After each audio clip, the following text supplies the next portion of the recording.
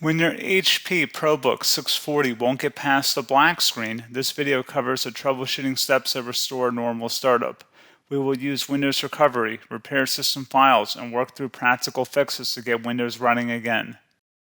A lot of errors pertain to this problem, and we're going to go ahead and jump into what should hopefully be a pretty straightforward process, guys. And we're going to go ahead and jump right into it. First thing I'd recommend doing would be to actually go ahead and boot to the troubleshooting utility on Windows 11. So if you do a hard power off 3 times in a row, Windows should automatically attempt to launch the startup repair utility. And if it doesn't find anything, it will give you the option to select advanced settings, in which case it will take you to a screen that looks like this. Now, if it does not take you to a screen that looks like this, or you're unable to get to that, you can also download the Windows 10 Media Creation Utility, or Windows 11. They probably will make a creation utility for Windows 11 at some point. And it doesn't really matter, you can actually run the Windows 10 utility on Windows 11 as far as I'm aware. And you should be able to run the troubleshooting utilities built in within it. So you just would go ahead and download it to an ISO file and then burn it to a DVD or USB. It'd have to be about 4 gigabytes or more. It couldn't be a small USB flash drive, and it couldn't be a CD. It'd have to be a DVD. And then you boot your computer from it. So depending on the computer manufacturer, you'd have to tap a different key on your keyboard in order to launch that menu, in order to select what boot drive you want to go off of. So it could be anything between the escape key, F2, F8, F12, for example. And those are the function keys on the top of your keyboard. So you may have to just do a little bit of trial and error. Shouldn't take you more than a couple minutes. Googling it would probably be best before you even begin. But anyway, we're ready to go ahead and jump right into it. So we're on the choose an option page. So these will look very similar whether you're booting from it directly within Windows itself, or if you're plugged in a USB flash drive with the media creation utility installed and you selected the recovery option. So when you are setting up your Windows 11 installation or Windows 10, depending on the drive you're using, there should be an option to repair your computer in the bottom left corner of the dialog window, one of the first screens that comes up. You go ahead and select that, and then it would take you to a troubleshooting screen like you see here. And you want to go ahead and select troubleshoot, reset your PC, or see advanced options. And then there are going to be a whole bunch of options in here that we're going to explore in today's video. The first one, we're going to actually go underneath advanced options, and then select startup repair, fix problems that keep Windows from loading. So go ahead and select that first.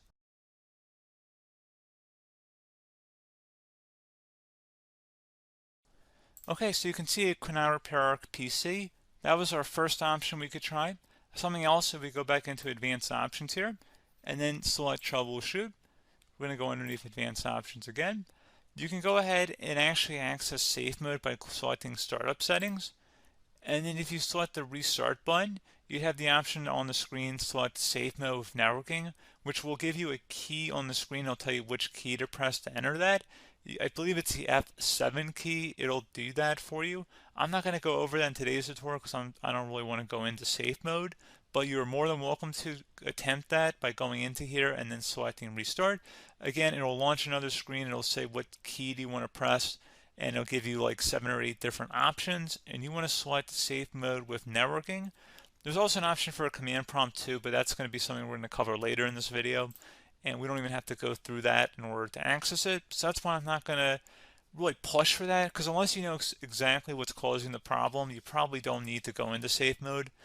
Unless you're trying to recover files, in which case then you definitely can go into safe mode, but we're trying to actually recover our computer here. So I hope that makes sense.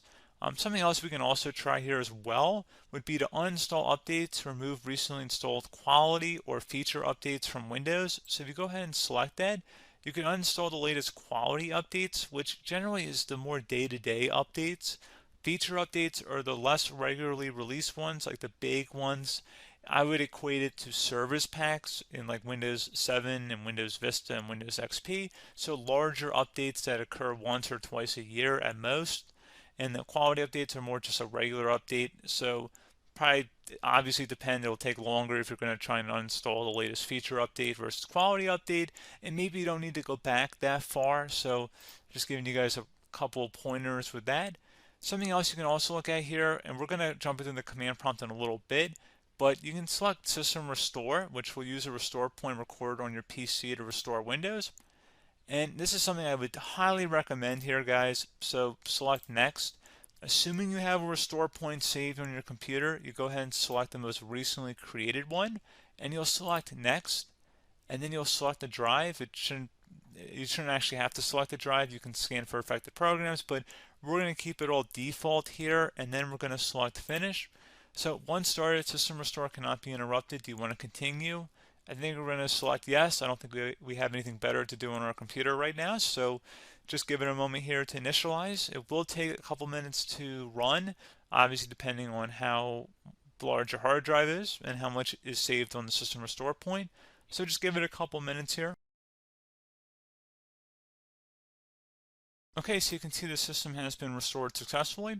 We're going to go over a couple different methods in addition to that if that did not work. So I'm just going to pause the video and we're going to start back on the recovery screen that we started with. Okay, so a couple other things we can try here too. If you go back into troubleshoot, you can select reset your PC, while you choose to keep or remove your personal files and then reinstalls Windows. You can select to keep my files, which will remove apps and settings but keeps your personal files. You can also select remove everything, which will remove all of your personal files, apps, and settings. So this is more of a factory reset, the second option here. First option, it should not delete all of your personal files. However, it will pretty much clear most of your programs, and keep in mind, there's no guarantee that your information, number one, is even still available and easily recoverable on your computer to the point that you actually would be able to recover anything. And the second point is that there's always a chance that it won't actually recover and it will just do a factory reset anyway. So there's no guarantee that actually would keep your files anyway. So I would recommend trying to get a recovery tool and backing that up first before selecting it anyway. But again, those are a couple different options. And then something else you can try here if you go back to the choose an option. Another option, if you go underneath choose an option and select troubleshoot, advanced options, and now select where it says command prompt. Okay, so the first thing we should do is type our main hard drive here. In most cases, it should be the C drive. So you just do a C colon and then hit enter on your keyboard.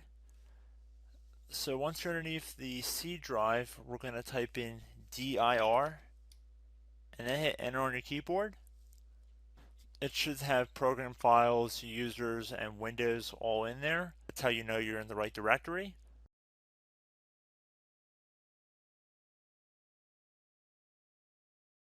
In some cases, it might be the D drive as well, so just keep that in mind.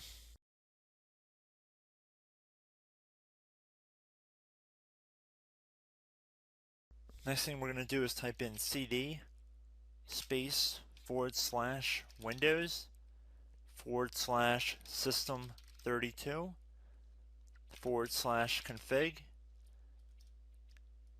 and then you're going to hit enter on your keyboard.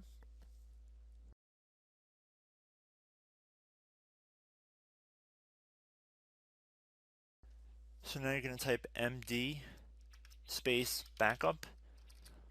If you've seen other tutorials, it might also say to put down md backup. That's because the backup name is pretty common when you want to back something up. So you can name this whatever you want, doesn't have to be backup. So if you've already made a backup folder in the past, you could do backup 1, for example. So once you're done setting the name you want the backup to be called, hit enter on your keyboard again.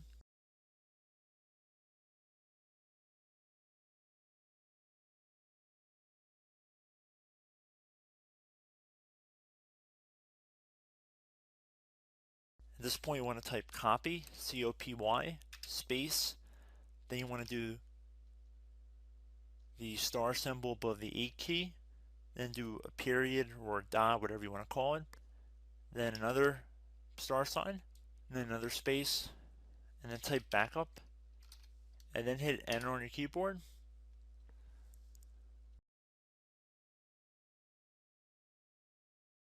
Now you want to type cd reg back, R-E-G-B-A-C-K,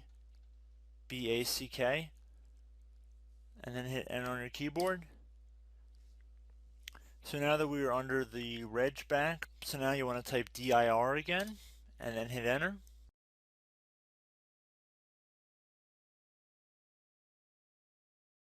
So now at this point we're going to type copy again. So copy, space, $, dot, another $, space, and then 2 dots. So we're going to type copy, space, $, dot, sign, $, dot, dot, and then hit enter on your keyboard again. So for overwrite, you want to overwrite all. So type A on your keyboard, so capital A, and then hit enter on your keyboard.